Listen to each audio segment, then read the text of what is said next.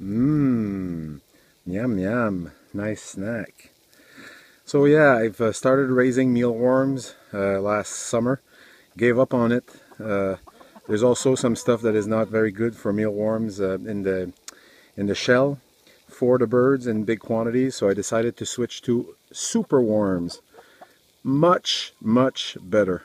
I would suggest anyone that is into raising worms for their chicken, go to superworms. The only thing is, you might have to wear little plastic gloves when you manipulate them because these things are so alive and voracious that they will bite your skin. But let's see how the birds like them. Gino? Gino, Gino. Hey, Gino, girls. Gino, Gino.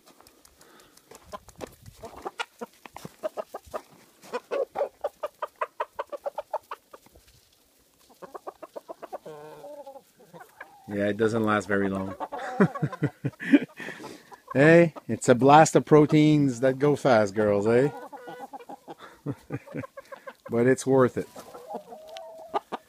So these are the super worms I'll be giving my chickens tomorrow. There's some nice plump worms in there. Very, and the bedding is just bran. So everything stays dry in my bin. I wanted to show you. This is the food, basically any scraps of vegetables. This is celery, carrots, potatoes. I keep it in the fridge when we peel vegetables and stuff, and I feed my worms with that. This is my bin where the worms were, and right now there's only some bedding, some bran, and some frass, which is the guano of the worm, which is why I wear a mask when I do this. But I just want to show you here.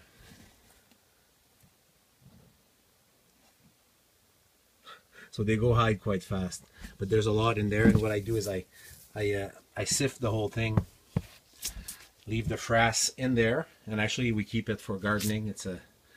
You see that everything's dry. That's what's important to do. You cut these veggies small enough, and you monitor in your bin, which is here. This is the housing, so a bunch of toilet paper rolls, egg cartons. You know those, of course, if you're a chicken lover. And what I do in between, see? So here there's a layer of fresh food that I just added, and I cover it like that. Tomorrow I'm going to come and it's going to be crawling under there. Most of them will stay under. They can't climb the walls of these bins, and I make holes like that, little holes everywhere, and my cover also has holes all over. So it needs to be kept in a warm place, dry. And as soon as I find some of these peels, sometimes I put apple cores. It's good for the humidity. I'll put it in one of these cardboard, egg cartons. And if it gets moldy, I'll just throw out the whole thing, the egg carton and everything. So that's for the housing of my worms. Of course, where my beetles are, I never throw out any of these cardboard things because the eggs are attached to them. So you have to leave them in a bin, make sure that they hatch before you throw anything out. But it's not smelly. It's especially if you keep it clean. Like right now, I'm not waiting for the frass to accumulate in the bottom of these bins. I do it, and it's working well. And the result, well, a source of protein, healthy protein for your girls in the winter. And if you've been wondering how do I get my mealworms, the super worms, well, of course you need the beetles. So you need to get some worms to transform into pupa, and then they'll turn into beetles after a few days, almost a month actually. It takes a long time.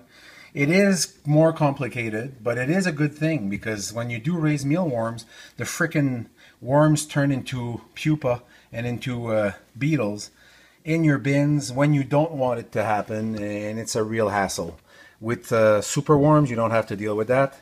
They really have to be forced into changing into beetles. And once you have beetles, they live for a long time. They all have almost a life expectancy of a year, with every female laying about 500 eggs each. They will produce a lot for you. These guys have been alive since I got them to transform. It was, I think, in July. And they like to hide like that in big bunches. I always put a piece of egg carton. I'll use rolls like this. They like to go where they can hide. So there's all kinds in there, of course. And they'll lay their eggs also in these anywhere. They'll try to lay eggs where other beetles can't eat them, and that's why you can't leave them with their eggs for too long. So I'll leave them in a place like this for maybe a week. Then I'll take all the adults beetles out, and I'll move all this material, the bedding material, in my big incubator, or my big box where I start my worms. So that way I make sure that any eggs that are stuck to these crevices and the cartons and everything, and sometimes even on the piece of dried up vegetables, all of that gets a chance to hatch. And I just move my adults somewhere else, because they will try to eat the eggs of others. So you don't want that to happen, of course. See, there's one eating here. It's not, they don't eat a lot, really. The beetles of this species, I find, also does not, like others species, that does not smell too much. I gotta say though, I've never tried to eat them, but some of my chickens don't like the beetles. I'll even throw some on the ground sometimes, and the ones that I've had experience with them, they'll come, they'll see what it is, and they'll walk away. I think these things are actually emitting a scent when they feel attacked. So I always, well, not right now because I'm just filming, but if I manipulate them, I wear a little vinyl glove. You know, just want to make sure you wash your hands carefully and all that. It's the same thing for every insect raising. I've been raising monarch butterflies or silk moths before, and they all have their little things. You have to make sure that you don't also transfer, you know, diseases and stuff like that. It's like anything else. Use your head. So this is it. These beetles will live for about a year, and they will lay, males and females. Females will lay about 500 eggs in their lifespan. They need the males, of course. So a bunch of beetles like this will give you a few thousand worms. Not at all. Not a problem at all. So. That's it, guys. I just wanted, again, on the web, a lot more people, specialists of raising these things.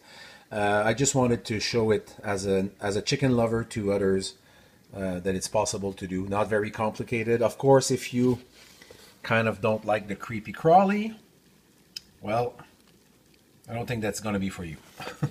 That's it. But if you're not bothered by it, it's fun for your chickens for sure. Thanks for watching.